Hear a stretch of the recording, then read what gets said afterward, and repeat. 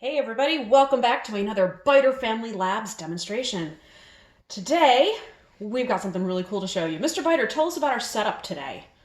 Well, we have a container of room temperature tap water, and we also have these two vials. And they contain water that is cold in the blue and water that is warm in the red. All right. Well, why don't we do this, and then we'll make some observations. Sound like a plan? Sounds like a plan. Okay. Oops, I made a mess. Okay. Ready? On the count of three. 1, 2, 3. All right, let's let it set for a second. What do we see happening? What? That is crazy.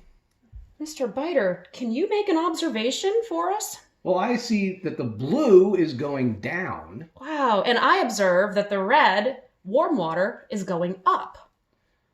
Huh. You know what? I think this might need an explanation here.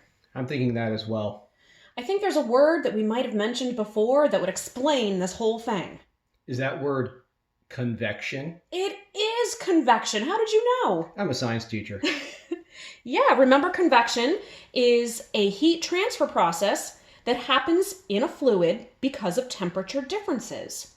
So, Mr. Beiter, tell us a little bit about your blue cold water over there and why it's going down.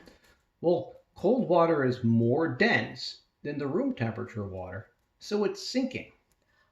Oh, and the warm water is less dense than the room temperature water, so it's rising to the top. Where might we see this in the real world? Well, we see it in wind.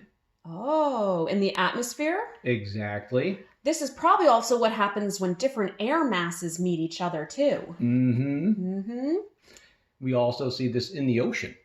Oh, yes, with warm and cold currents. Now, we also see it in the mantle underneath the Earth's crust with the magma. This is pretty cool. I have a feeling, Mr. Beiter, that we'll be talking more about this in our classes soon. Right.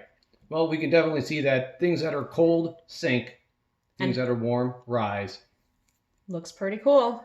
You know what? I think this gets 2 thumbs up.